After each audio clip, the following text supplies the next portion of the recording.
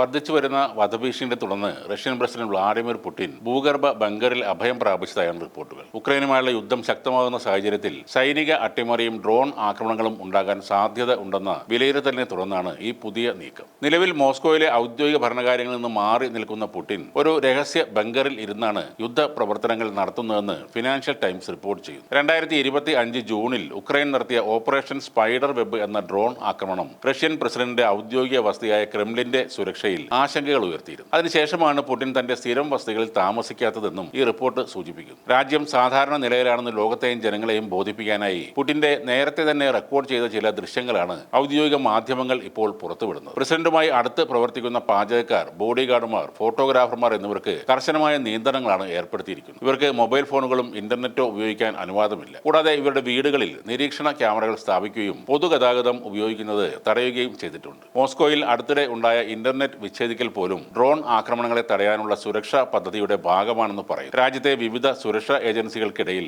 ഏകോപനം ഇല്ലായ്മ കാരണം തർക്കങ്ങൾ ഇപ്പോഴും നിലനിൽക്കുന്നതായും പറയുന്നുണ്ട്. രാജ്യത്ത് ഏർപ്പെടുത്തിയ കടുത്ത നിയന്ത്രണങ്ങളും പൊതുവേദികളിലെത്താതെ പ്രസിഡന്റ് ഒഴിഞ്ഞു മാറുന്നതും റഷ്യൻ ജനതയ്ക്കിടയിൽ അസംതൃപ്തിക്ക് കാരണമായിട്ടുമുണ്ട്. പുടിന്റെ പൊതുപരിപാടികൾ കുറയുന്നത് അദ്ദേഹത്തിന്റെ ജനപ്രീതിയെ ബാധിക്കുന്നുണ്ടെന്നും രാഷ്ട്രീയ നിരീക്ഷകർ വിലയിരുത്തുന്നു. ഇപ്പോൾ പ്രസിഡന്റ് വ്ളാഡിമിർ പുടിന്റെ സുരക്ഷാ സംവിധാനങ്ങൾ അതീവ കർശനമാക്കിയിട്ടുണ്ട്. യൂറോപ്യൻ രഹസ്യാന്വേഷണ ഏജൻസികളിൽ നിന്ന് ചോർന്ന വിവരങ്ങളുടെ അടിസ്ഥാനത്തിലാണ് ഈ റിപ്പോർട്ടുകൾ ഇപ്പോൾ പുറത്തു വന്നിരിക്കുന്നത്. എന്നാൽ പുടിനെ നേരിട്ട് ലക്ഷ്യമിട്ടുള്ള നീക്കങ്ങൾ നടന്നുവെന്ന വാർത്തകൾ അമേരിക്കൻ ഇന്റലിജൻസ് ഉദ്യോഗസ്ഥരും കീവും തള്ളിക്കളഞ്ഞിട്ടുണ്ട്. ഈ ആരോപണങ്ങൾ ഇതുവരെ സ്ഥിരീകരിക്കപ്പെട്ടിട്ടില്ല. ഡിസംബറിൽ നടന്ന ലഫ്റ്റനന്റ് ജനറൽ ഫാനിൽ സർവറോവിന്റെ കൊലപാതകമാണ് ക്രെംലിന്റെ ഭീതി വർദ്ധിക്കാൻ കാരണം. കാറിനടിയിൽ വെച്ചിരുന്ന ബോംബ് പൊട്ടിത്തെറിച്ചാണ് മുതിർന്ന റഷ്യൻ സൈനിക ഉദ്യോഗസ്ഥനായ സർവറോവ് കൊല്ലപ്പെടുന്നത്. ഇതൊരു ആസൂത്രിത കൊലപാതകമാണെന്നാണ് റഷ്യൻ അധികൃതർ പറയുന്നത്. പുടിന്റെ വസതിക്ക് നേരെയുണ്ടായ ഭീഷണിയും സർവറോവിന്റെ വധവും കൂടിച്ചേർന്നതോടെ റഷ്യൻ ഉന്നത ഉദ്യോഗസ്ഥർക്ക് കൂടുതൽ അപകട സാധ്യത ഉണ്ടെന്നാണ് സുരക്ഷാ വിദഗ്ധരും പറയുന്നത്. പുതിയ മുൻകരുതലുകളുടെ ഭാഗമായി പുടിനെ കാണാൻ എത്തുന്നവർക്ക് കർശനമായ